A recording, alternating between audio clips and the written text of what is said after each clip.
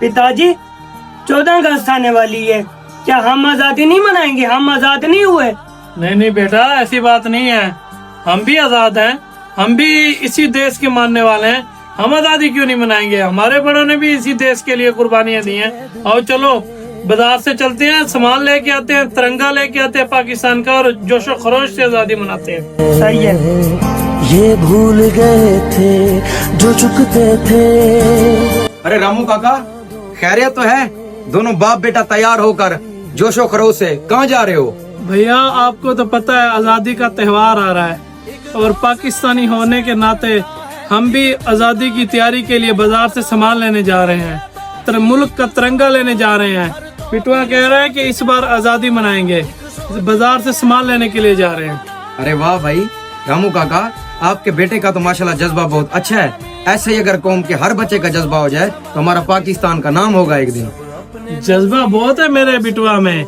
अभी तो ये पढ़ लिख कर आर्मी में सोल्जर भर्ती होकर मुल्क की सरहदों पे जाना चाहता है, और पाकिस्तान के लिए अपनी जान कुर्बान करना चाहता है। हाँ चाचा, मेरा पिताजी सही कह रहा है। मैं एक दिन फौज में जाके अपने पाकिस्तान का नाम रोशन करूंगा। अरे वाह बेटा, ठीक है रामू काका, आप चलें सामान लें, मैं भी फ्री होके आ रहा हूँ।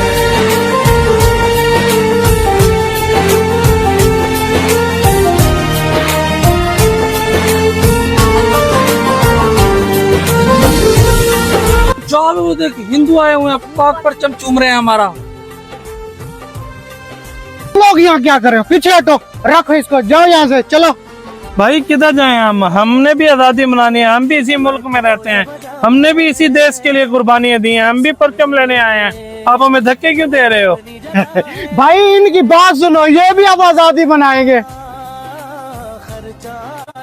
तुम लोग भी आजादी मनाओगे? क्यों भाई, हम आजादी क्यों नहीं मना सकते? आजादी किसी की मिरास थोड़ी है। और आप आजादी के ठेकेदार क्यों बने फिर रहे हैं? आपने आजादी तो नहीं दिलवाई ना हमें। तुम लोग हिंदू हो, तुम्हारा आजादी से क्या लेना देना? ये हमारा पाक परचम है। भाई 1947 के वक्त हमारे भी पुरखों ने कुर्बानियां दी थी इसी देश के लिए।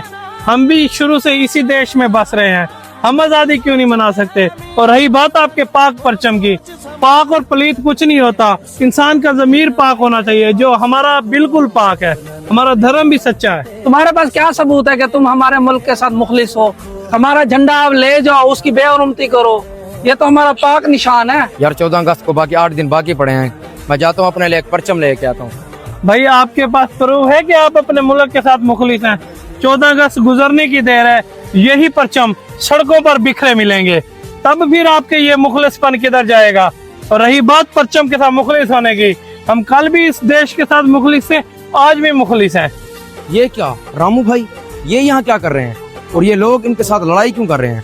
जाओ जाओ, किसी और से ले लो, हम नहीं दे रहे। जाओ जाओ यहाँ से, जाओ काम करो अपना, जाओ। ओ भाई, खैरियत तो है? आप लोगों ने ये रामू का के साथ क्या किया है? क्या पाकिस्तान सिर्फ तुम्हारा मुल्क है? हिंदू होके पाकिस्तान का परचम उठाया हुआ था, सही तो किया, धक्के मार के निकाल दिया है। और इसमें गलत क्या है? वो खुदा के बंदो, तुम लोग बोल रहे हो कि हमने गलत क्या किया है? तुम लोगों ने सही ही क्या किया है? तुम्हें पता भी है उसके बेटे के दिल में पाकिस्तान की कितनी मोहब्बत थी। वो पाकिस्तान की सरहदों पे जाकर लड़ना चाहता था, तुम लोगों ने उसका पाकिस्तान मार दिया है। खुदा के बंदो, जब ये बच्चा बड़ा होगा, पाकिस्तान में दंगे फसाद करेगा, फिर तुम लोग बोलोगे कि पाकिस्तान के हालात ठीक नहीं है, और तुम कहते हो कि हम अपने पाकिस्तान के लिए मुखलिस हैं। मुखलिस लोगों का ये काम होता है कि अपने मुल्क के लिए दुश्मन पैदा करें। भाई हम अपने किए पर शर्मिंदा है, हमने बहुत गलत किया उनके साथ। चलकर अभी उनसे माफी मांगते हैं, और अभी इंशाल्लाह मिलकर आजादी मनाएंगे। शुक्र है तुम्हें तुम्हारी गलती पर एहसास हो गया है। आओ चलें और मिलकर आजादी मनाएं। पिताजी, उन्होंने हमारे साथ अच्छा नहीं किया। अच्छा बेटा, हिम्मत रखो। पिताजी, मैं फौज में अब नहीं जाऊंगा। ये हमारे साथ इन्होंने अच्छा किया। मैं तो चाहता था पढ़ लिख के मैं फौज में जाऊं, पर अब मैं नहीं जाऊंगा। इस मुल्क की खातिर मैं अपनी जान कुर्बान करूं, जहाँ पे हम आजाद भी नहीं है। पिताजी, आप तो कहते थे आपके बड़ों ने कुर्बानी दी है, उन कुर्बानियों का हमें ये सिला मिला है आज। बेटा, कुछ अनपढ़ और जहल लोगों की बातों में आकर अपने मकसद से नहीं भटकते। ये वो लोग हैं जो अपने मुल्क के साथ मुखलिस नहीं है।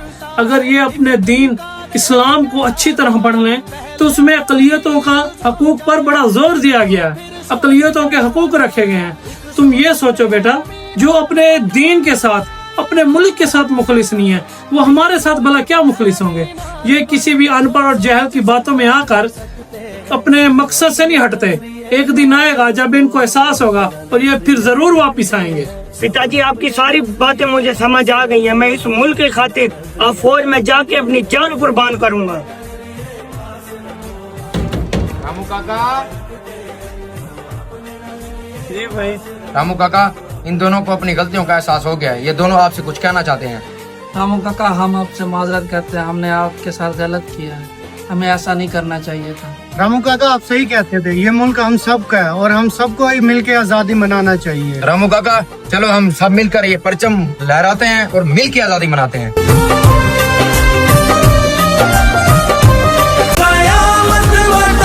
कितनी नस्लों की कुर्बानियों से